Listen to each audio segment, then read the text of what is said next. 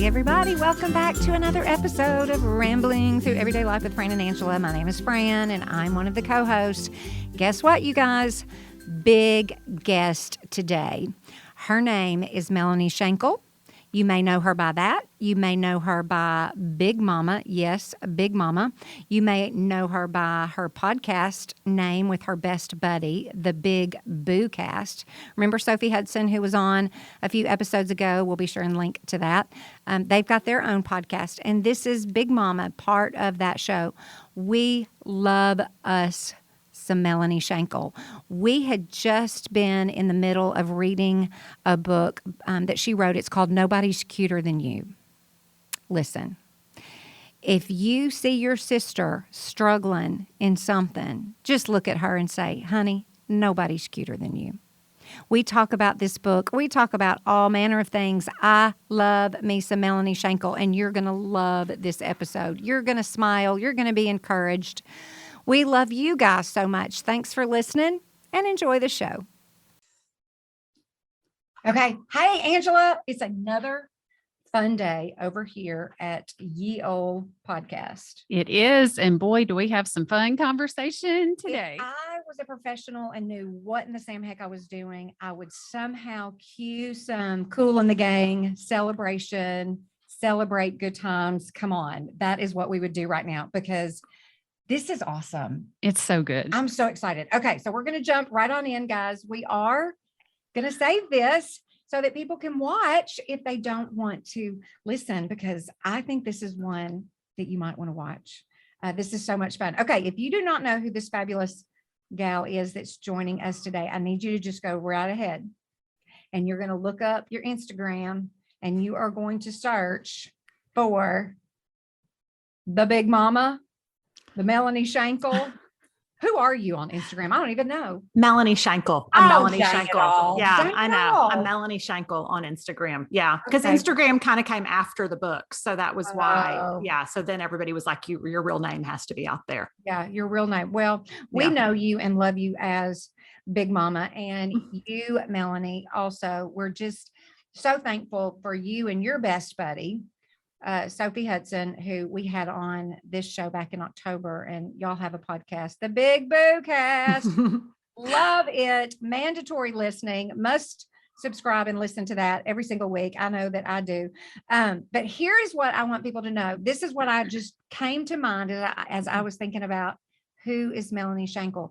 And Melanie, kind of like Sophie, way back in the day when the interweb was teeny tiny small. Remember that? It was tiny small. And we like followed and read each other's blogs, and it was just a nice little community there. Yeah. And I can honestly say we can thank our beloved Bible teacher, Beth Moore, for kind of bringing this together for us.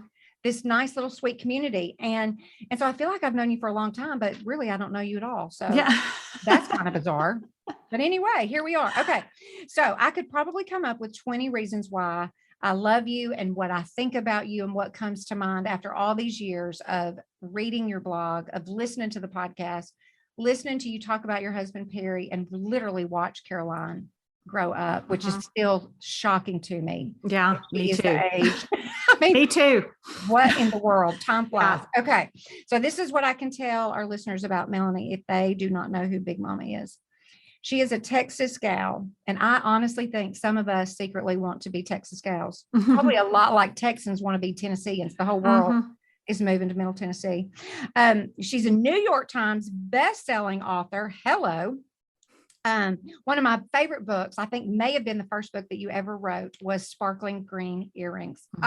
Loved it. My next book that I want to read on the list is Church of the Small Things.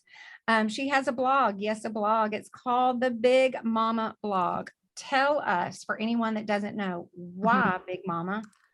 Big Mama, because when I started the blog in July of 2006, Caroline was about to turn 3. And I was always telling her what a big girl she was, because we were trying to potty train and get rid of her pacifier that we were supposed to have gotten rid of a long time ago, and all of those things. And so big to her was this, really important thing. And so she started calling me Big Mama. And so I started the blog. I called it Big Mama. I never would have called it Big Mama had I known that it was going to be a thing that followed me even all these years later, but here we are. So it's just so precious, so precious. Here's the funny thing too. When I Googled, if you Google, just type in Google, Big Mama, there's an all-female vocal group named Big Mama. Oh, I had no idea.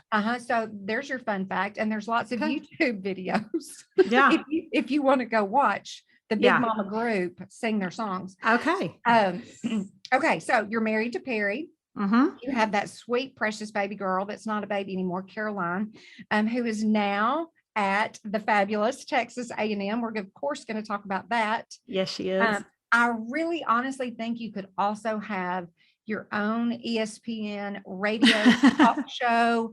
I think you could have a TV show in the studio with the people, because I don't know another female on this planet that can analyze and talk sports, especially Aggie football, like you. I've also learned that you are a 9 on the Enneagram. Yes, I am. Yes, and I am. Hard 9. A hard 9. And then I think in one of y'all's Patreon episodes, you talked about how you get uncomfortable when people talk about you and do these kind of introductions that we're doing right now. Yes. I'm sorry. It's okay. I'm so sorry. But I need people to know these things about you. And then last but not least, clearly you love the Lord, and I love that. Clearly you do, but you just somehow bring all these components of family and faith and football and fashion. I mean, there's your F's right there. Yeah, there you go. And you just throw it all together so beautifully. And I have come to love and appreciate the older I get, and just so anxious. What is our Fashion Friday, and what are our top 5 fashion finds? And so, honey, get ready. We're going to talk about it all today. I can't wait. I can't either. I'm ready. Okay. You wrote a book. I don't even know in the list of your books, which one this was, but we're going to spend some time today talking about Nobody's Cuter Than You. So tell us, I'm just curious, because if I read it, I forgot it, but why did you write this book? And was this the book that you were supposed to write something else, and then you ended up writing this? Give us a little context of Nobody's Cuter Than You. And then also, welcome to the show, Melanie Shankle. Thank you. Thank you. I'm so happy to be here. Nobody's Cuter Than You was book number 3 for me. Okay. And I had written Sparkly Green Earrings, which was about Caroline and motherhood, was my first book. And then Antelope in the Living Room, which was about marriage, is my second book. And so when it came time to write a third book, I didn't really know what it was going to be. And initially it was going to be more, probably what Church of Small Things ended up being later. Like it was going to be kind of more my faith journey and growing up and stuff like that. But it was funny. I just couldn't get motivated. Like I had signed the contract to write that book, and I was like, I just am not feeling it. And I kept praying about it, and I was stuck. And I was like, I think I want to write about friendship, because what I had learned from doing the blog all those years, because at that point I'd been blogging probably almost 10 years. What I had learned is so many women were like, I want to know how to make female friends. How do you have these long-term, because I talk about Goalie, who's been my lifelong best friend, well, since college, but that's 30 years now, And so I talked, and people were like, how do y'all maintain that friendship? Do y'all really never fight? It seems like y'all never get crossways. And I was like, so many women are craving female friendship, and we want those connections, and we don't know how. And so, Nobody's Cuter Than You just kind of was the journey of, kind of my life through female friendships and all the friendships that saved me. And it's funny to me, all the things that God did along the way, where I'm like, it was so apparent that was the book that I was supposed to write at that time. And it's been my best-selling book to this point, because I think so many women want to know about that. And there were just so many things that God put together in the course of writing that book that I had no idea were going to happen when I started writing that book. So Okay. I love the title, and I love the title in the context of friendship. And so why Nobody's Cuter Than You? Where did that come from? Well, it came from, so my best friend Goalie, who we met in college, originally what I told my editor I wanted to call it was Chicken in the Bed. So that's the alternate title.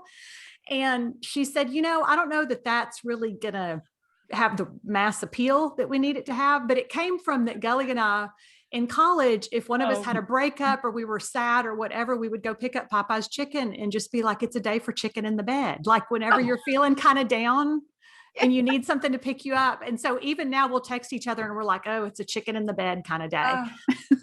But that's not a saying that's going to like sweep the nation. And so, but the other thing we've always said to each other is when we are like, how you call your friend, you're like, I feel fat, I feel gross, I feel whatever. And we're like, no, nobody's cuter than you. So we've always told each other, you're the cutest, nobody's cuter than you. And so that just became the natural title of the book. So precious. You want to hear something so funny too? I don't know what I thought Goalie's name was.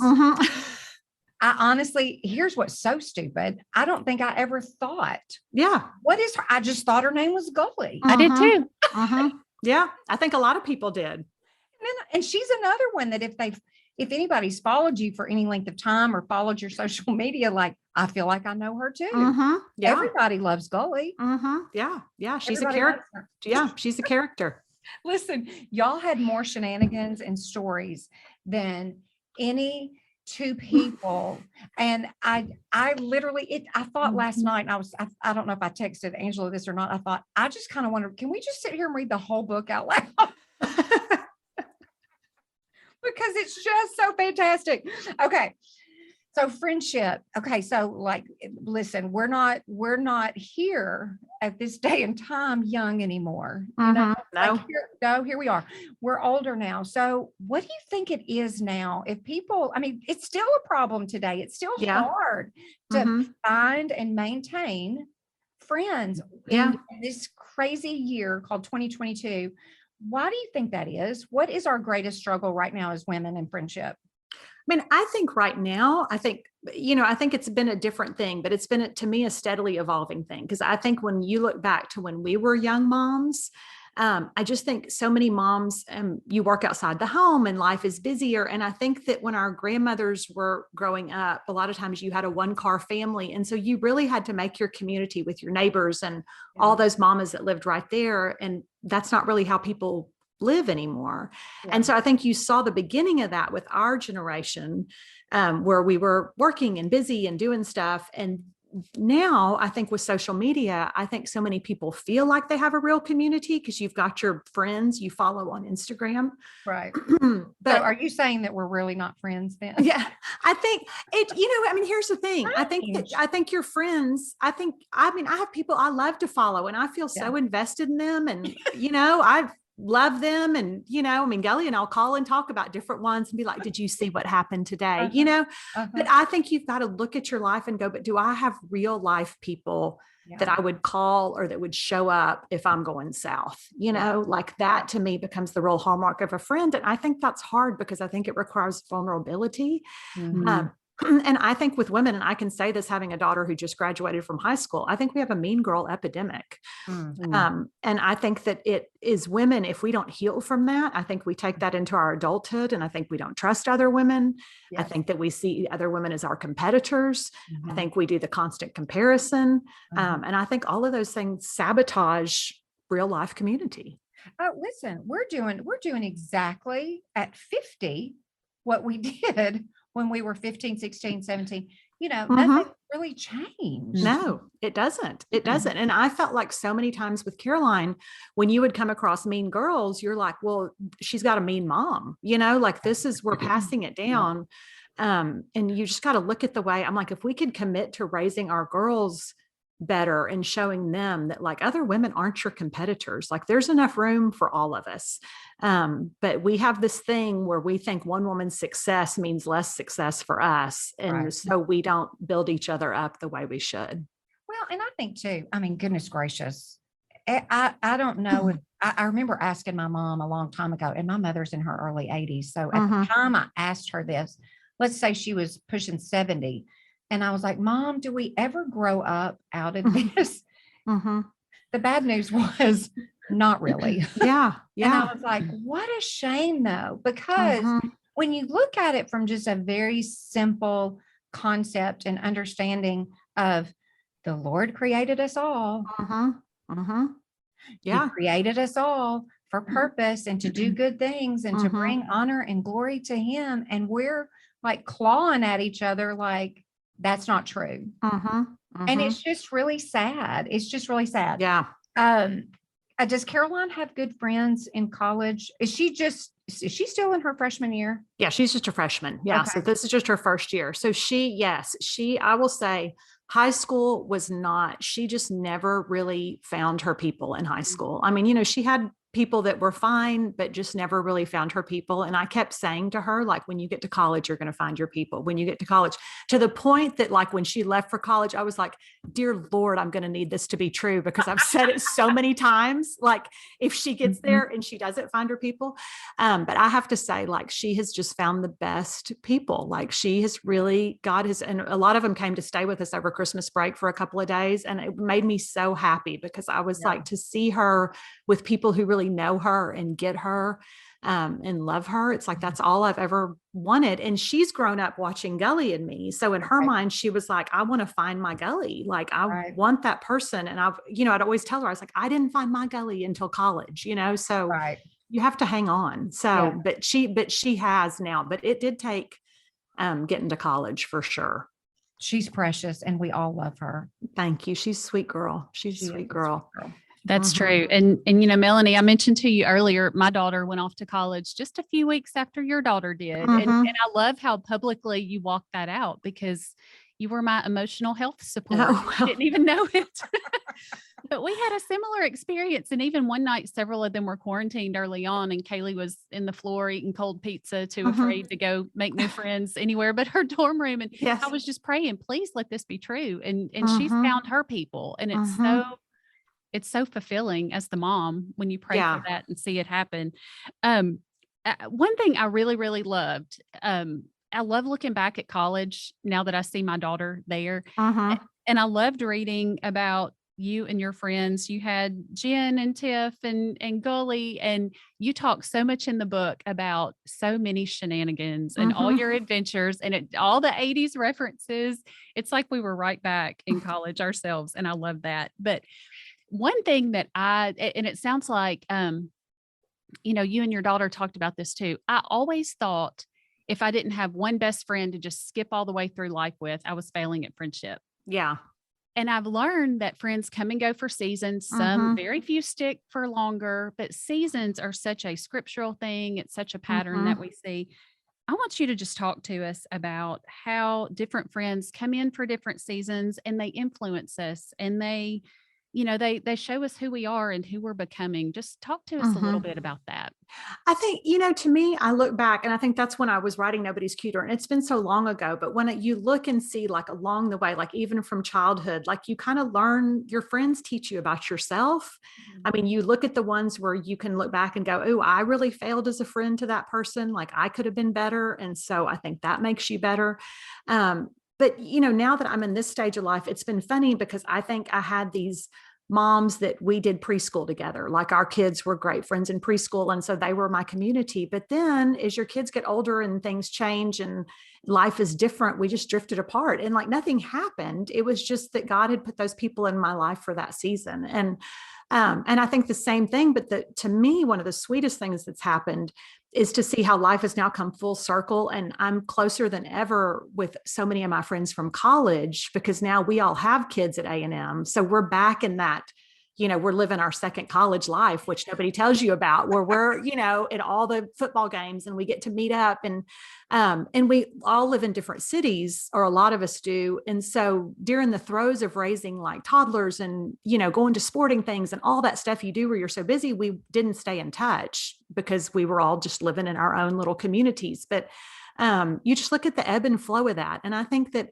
we have to be okay with sometimes people are in your life for a short amount of time and then they're gone. And it doesn't mean anything was wrong. It was just for that time. So, and I think you look back at what did I learn from them? How did they help me get through that time? Because I look at my preschool moms and I'm like, we needed each other because, at that point you're stressed. You're like, my kid's not stacking these blocks right. Is this okay? You're like, you need somebody who's going to, help you through all that stuff. Yeah. What are some things that the Lord taught you through? Like maybe just pick an example of a friendship and maybe something really significant looking back through the book that the Lord taught you through that. I mean, I think for me, when I look back and I talk about her in the book, and it was one of my high school friends, and I call her Becky in the book, and we had a falling out, and it was really painful. It was really hurtful. But I think one of the things that God really did in that was you can't allow, and I was able to, help Caroline with this later, is like, you can't allow a bad experience to shut you off. Like, I feel like I've talked to so many women who are like, well, I just don't trust women anymore. I just don't open myself up to female friendship. And I'm like, no, you just haven't found the right ones. Like, but you've got to, it's so crucial that you've got to keep putting yourself out there.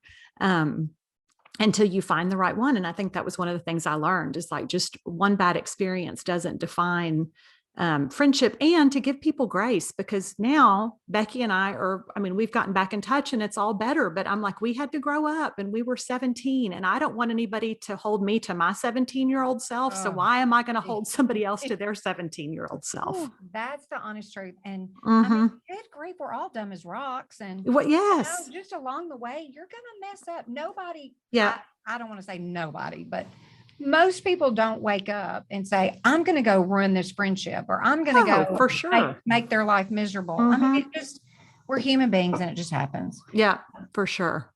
One question we do get a lot from women, though, is how do I find my people? How do I find friends? I'm new to the area, or I just can't connect with people. And do you have any just go-to advice when you're asked that question? I mean, I think it's kind of like dating. I think you have to put yourself out there. I think you've got it. I mean, you can't sit in your house. Nobody's going to knock on your door and be like, here I am. I brought a bottle of wine and brownies. I'm your friend. Like, that would be great, but that's not really how it works. So it's like, you kind of have to, and I think friendship is one of those things that I can meet a woman that I'm like, you're perfectly fine and you're lovely and you're nice, but I can just tell we're not going to completely click, And so I think it takes some time to find those people that you're going to really click with and bond and have the same, thoughts and all those things, the intangibles, the chemistry. Right. But I think you've got to, join a book club, get in a Bible study, go to church, go to the grocery store and talk to somebody about why they're buying broccolini and what they're going to do with it. I think you've just got to put yourself out there. That's part of it. Yeah. That's scary. It's scary. It is scary.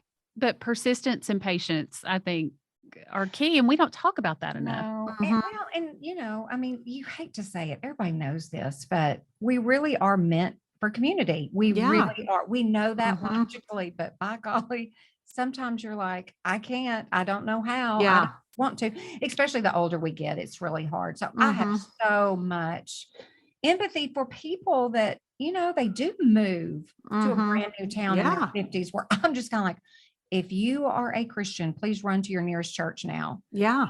Yes, I want you to study and learn about the Lord, but you need people. Yeah. Yeah. Get in a group, start looking around, and just, you got to kiss a lot of frogs. It's like everything in life, you got to put yourself out there. Okay, Melanie, I have another burning question. You ready for this? I'm ready. I read about it in the book, but I want you to tell us, I want to hear firsthand your Steven Tyler story. Okay. Listen, let me just say, this was a chapter. I don't know what chapter it is in the book. I cried again. I think every chapter I cried, either happy tears or sad tears. But this was so awesome. I thought, I'm going to find the chapter. Could you just read this chapter to us? It's so great. Okay, tell us, please, what happened. So when I was a student at Texas A&M, and this is in the early 90s, I was a Diamond Darling, which is a bat girl for the baseball team. That's what we did. And so that was really where my focus was in college, which is why I probably graduated while on scholastic probation. But the team made it to the College World Series.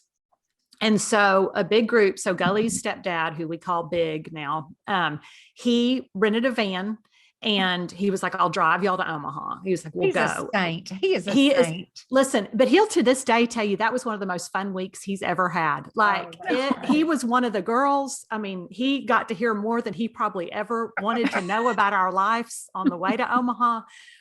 So we drove, and I mean, when you drive from College Station, Texas to Omaha, Nebraska, I mean, I'm saying what nobody tells you is you get to Wichita and then there's nothing until you hit Omaha. It's nothing. Yeah. And so we made that trip, and you thinking this was 30 years ago. And so we made the trip.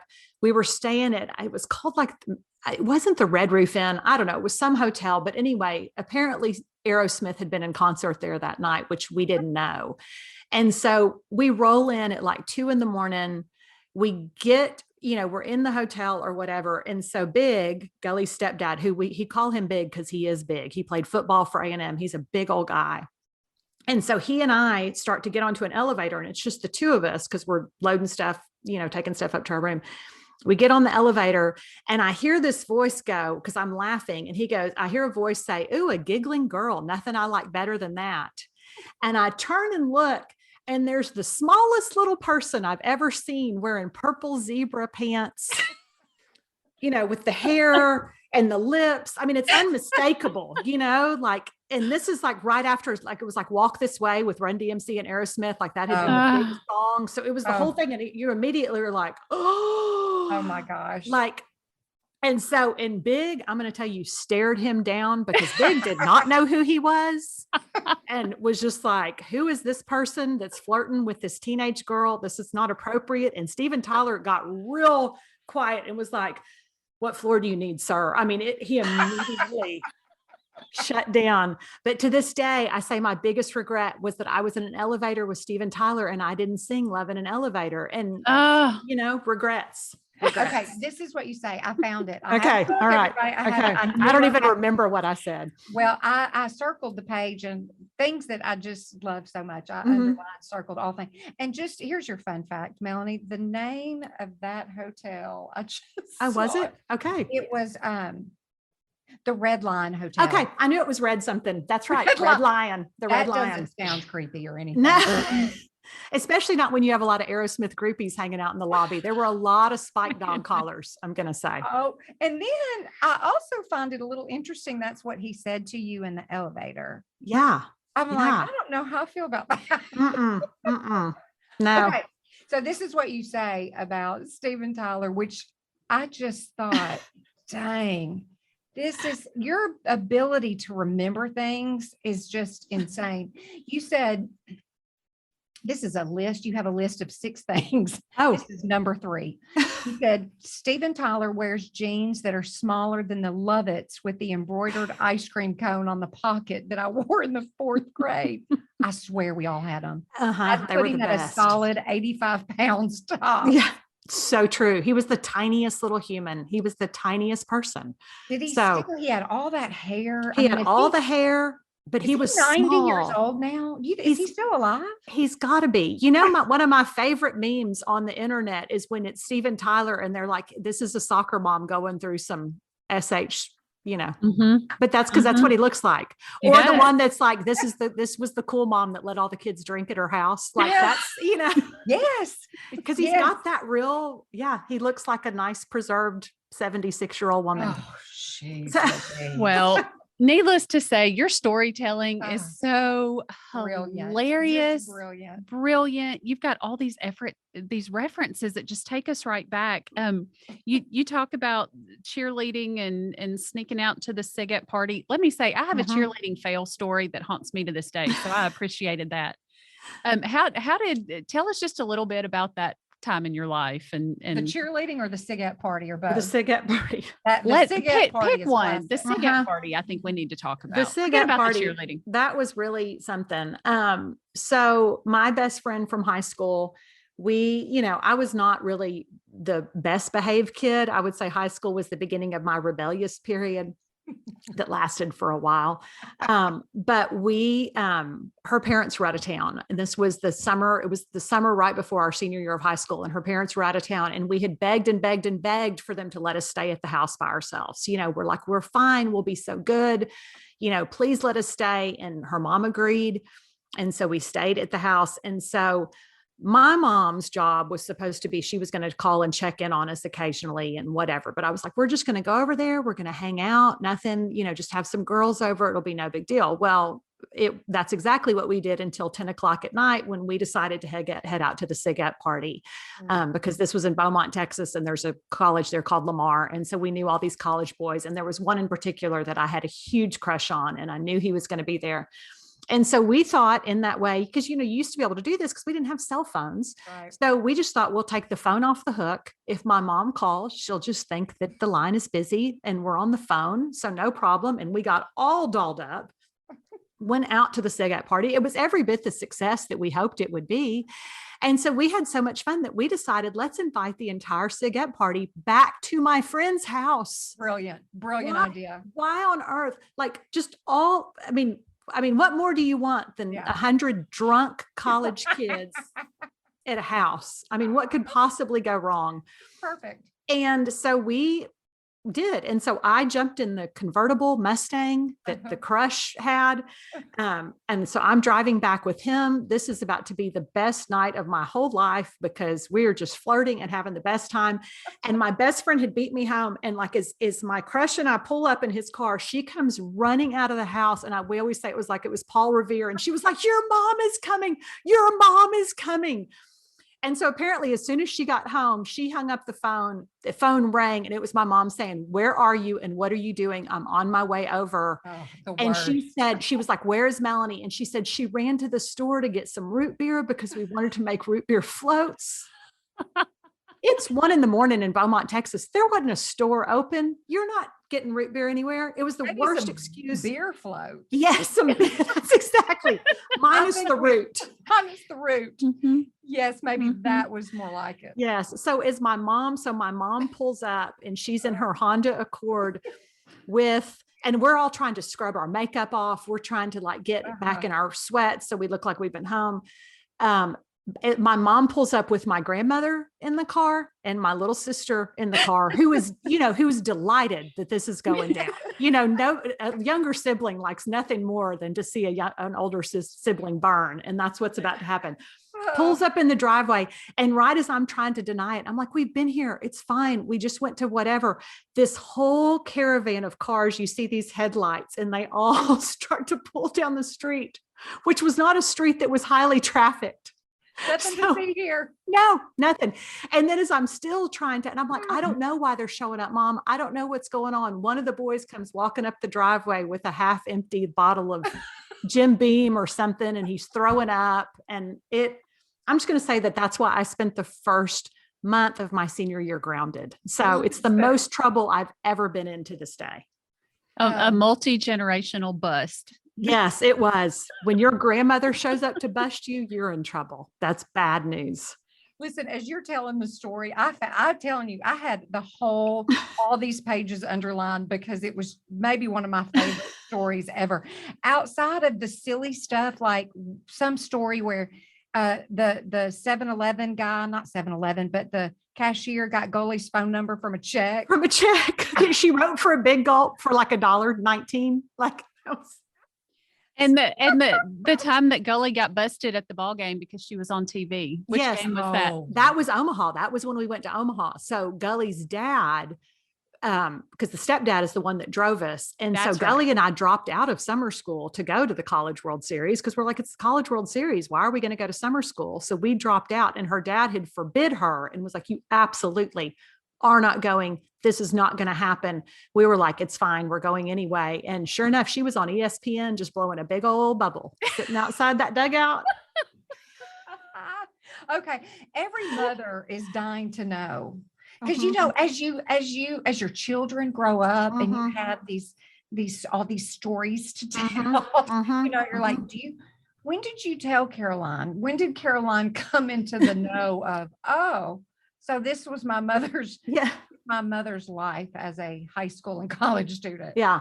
I think it's funny because I would tell her, and I think she knows some, but she's never read Nobody's Cuter. Like she doesn't, you know what I mean? So like she doesn't know everything.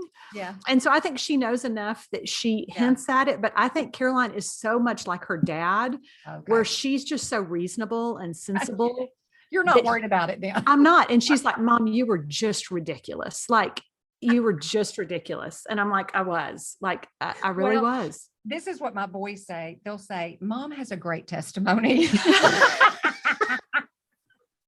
And you're like, yeah, we all know what that means. Yeah. That's pretty much it.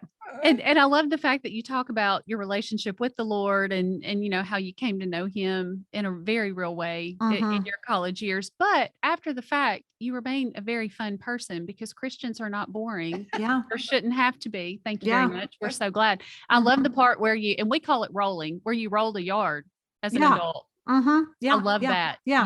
I'm not to that. Fran will should know that. Yeah. The shenanigans continue. So all of our listeners, bottom line is go get this book. You will laugh. You will cry. You will laugh and cry. It's just honestly the best. Did I hear you say that this is a book either, I don't know if you've done it, suggest it. I now highly suggest this is a great book to give bridesmaids. Yeah, I have had so many people, like, it's funny to me because I never thought about it like that, but I had so many girls, especially right after it came out. And still I'll get where they're like, I want to give this book to all 6 of my bridesmaids, and they'll send them to me to sign and personalize. But I think that's such a cute, because it's such a, like, it's full of my stories, but I think anybody who's had girlfriends and that whole thing, it just brings back so many memories, you know. And I love now, like, I can be places and somebody will introduce me to their best friend and they're like, this is my Goalie, you know. And Goalie loves that people, like, she's like a noun now, you know, where it's like people refer to her as like, this is my Goalie. And we always laugh because, like you are saying, our personalities, Goalie is by far the more extroverted of the two of us. Like, she's just never met a stranger, super outgoing. And so we laugh because if we're somewhere, I always feel I love when people come up to me, but it just makes me feel sometimes like uncomfortable. And we laugh because Goalie, like, if somebody like looks at her twice at Nordstrom, like, she'll be like, yeah, it's me. I'm Goalie. Like, she's like, it's me. I can tell you're wondering. It is. It's me. Oh, that's so awesome. That's so awesome. That's so good. Okay. So as we wrap up we've got to talk about some things that are near and dear to my nearly 52-year-old heart. Okay. So, number one, what spring fashion trends do you see on the horizon that we must have? You know, this is really hard because I'm going to be honest. I was actually just talking to my hairdresser about this. I don't really love all the trends right now.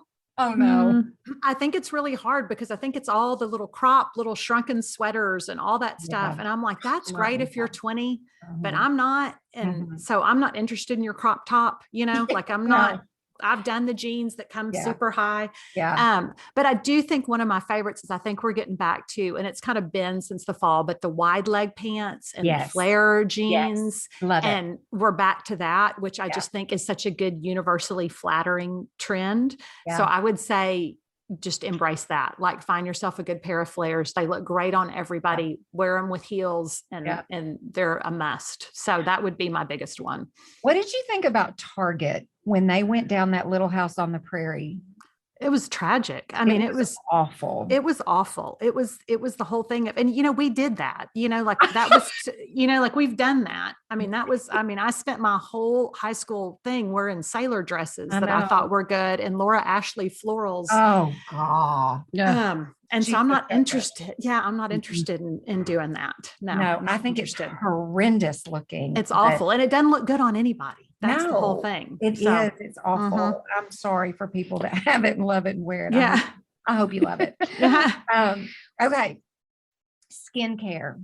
Yes. How much time do you spend like researching? Do you just love to just like, how do you do all this when you're talking about, you love to Google and search and all the things? I do. Yeah. It's like my hobby. It's like, I love, in fact, it was funny because I was texting with somebody this week and I was like, I really feel like it's one of my spiritual giftings. And I know that's not in the Bible, but I love it so much. Like, We're going to always call it have. discernment. We're going to There call you it go. discernment. Okay, that's good. Yeah. So, no, I think for me, that's one of the things Instagram, because I have like some beauty people that I follow. Like I think Okay. Kathleen Jennings Beauty is like a Jot that must down. follow. Jot that down. Kathleen Jennings Beauty Got it. on Instagram, because now there's so many people that will research products for you. Yeah. And so I can kind of just see, like, is this going to meet my needs? Yeah. Is this what I need? But Jamie Golden was another one. Like she used to do a lot of skincare stuff and doesn't as much anymore, but like that helps me narrow down like what I want. But I really don't spend that much time. Like once you get in a routine, and I'm like, it's your face. Like you've got to take care of it. And it's like, I always tell Perry, I'm like, you don't want to be married to an old hag. So I'm trying to help you out. And I appreciate it. I, for one, am so very thankful, because I cannot tell you, since this all kind of started, I've always had skincare, some products, all the things. I've always done that. But here lately, I have been standing in Target, Googling best vitamin C for mature skin. Yeah. And then I'm just like, I don't know. They don't have this at Target. Anyway, it's very overwhelming. And so then we realized, oh, ding, ding, ding, ding, ding. You and Sophie have your Amazon shop. So how can people find because that's kind of I don't want to say a new thing, but it's pretty new. How do people, if they're on Amazon, how do they find you guys? That's a great question, Fran. And I don't have an answer for you. I don't know how you find us through Amazon, but if you go to in my bio of my Instagram, there's a link tree, and I keep a link there that says Big Boo Amazon Shop. And so you can always click on that. And then we try to keep it updated, and we try to have it divided by categories, so it makes it easier to find the different stuff. Yes. So that's kind of where that is. And you can find everything we talk about. Because I did that. And like I said, I purchased the Charlotte Tilbury, what's it called? Magic cream. And it is magic. It's magic. I can't wait. And so I will give you an update. Okay. All right. You'll have to let me know. It is so good. Yeah. Okay. Last thing, serious question. What is it? I mean, you're a busy person. You're doing a lot of things. Yeah, sometimes. Not so much right now, but not so much right now. You did send Caroline back off to school. Yes. Yeah. She was left. That sad? Were you okay? Did you cry? I did cry. Yeah. And it kind of, because the last week she was home, Sophie was laughing at me because the last week she was home, I would call Sophie and I'd be like, it's time for her to go. Yeah. We have done all the things. We've had all the special memories. We've had all the special dinners. I'm broke. We've gotten her highlights. We've done a Brazilian blowout. We've bought all new beauty products. Like I'm out of money. Like it's time for her to go back. So I was kind of like surprised that when she went to pack up Saturday, I could feel it. And I was like, oh, I'm going to cry. Like it just, in some ways it was almost more sad than when she left in the fall. Yeah. And I think it's just because when she comes back home, it was like, we get back into our normal routine so quick. Yeah. And it was like, oh, and now she's leaving again. So, Are you writing a new book? I'm not yet, but I think I'm about to start. So after my last book, which was called On the Bright Side, came out the week before the world shut down for Corona. And so that kind of scarred me in terms of like, yeah, right. That was a lot of work for a book that really. So if people don't want to order Nobody's Cuter Than You, they need to go order that. Go get On the Bright Side. It's really good. It's been read by at least 6 people. And so go get that book. But but it's because I'm like, so a book called On the Bright Side, right when we're hitting a pandemic, like, Lord, what a sense of humor you have, God. That's hilarious. So anyway, yes, I do think that I will start writing a new book this year, but the way the publishing world works, that means that you'll be able to read that book in 2025, if I had to guess. Right. So. Yeah, for real. Well, bravo to you, because we're so thankful. I love when people ask me for something that's light, but yet meaningful, and you don't have to like think really hard, because we all don't have a whole lot of brain power since the infamous 2020. I always recommend anything that you've written. So I'm glad that you're writing something new. Okay. So what's saving your life right now? Caroline's gone. What's saving Melanie Shankle's life right now? I think, like, on a serious note, and it's funny because this is, the theme of this podcast, but I mean, really my friends. I mean, I am so thankful for just my old friends, because we're all in the same season of life together right now. And so I think it's so good. You just need friends that are in the same season of life. And I love having older friends and I love having younger friends, but to me, it's my old friends where we're all navigating this together, all the feelings and how you have an adult child and how you let them go and how you deal with all the fear that comes with that. And that really is saving my life. I'm so thankful for my friends right now, and for those friendships. Has Goalie ever been on the podcast? Sophie and I had her on our Patreon. So not on the regular episode, but we had her, she did a 2-episode series, I think, and she'll need to come back on because she was a favorite. So y'all need to also, whenever you do another live, you need to have her there as a special guest. She came. So we did a live show in Brenham, and she was there. Okay. And we had so much fun with her that we're like, we'll never do a live show without her again. So Goalie will for sure she'll go on the road with us whenever we eventually do that. So that's so fun. That's so fun. Love it. Okay. Don't go anywhere. Okay. We want to chat with you after we hit stop recording, but this was so much fun. Thank you for encouraging people, no matter their age, their history, their situation. We need each other, and we need good, solid friends, and they're out there. Yeah. They are. You just have to look for them. You just have to look. Yeah. Okay. We love you for having me. I love y'all. Thank you so much. Thanks for having me. Have a great rest of your day. We'll see you next time. Okay, everybody. Thanks for listening. This has been so much fun, Angela Snyder. So good. Loved I want to be Melanie Shankle's best friend. I want to be a goalie. You're my goalie. She has a goalie. Well, you'll have to be her friend. I'll just be her friend. Nobody's cuter than you, Melanie Shankle. Nobody's cuter than you. Oh, nobody's cuter than y'all. Precious. All right, everybody. Thanks for listening. Have a great day.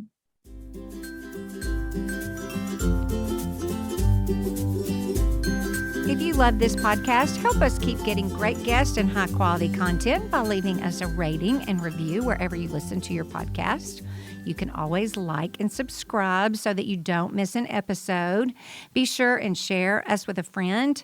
And did you know that we've also got a YouTube, Rambling with Fran and Angela? Subscribe to that. And also, are you following us in our Facebook group and on Instagram, Rambling Through Everyday Life? Just search and find us. Thanks for listening, guys. We sure do love you. We'll see you next week.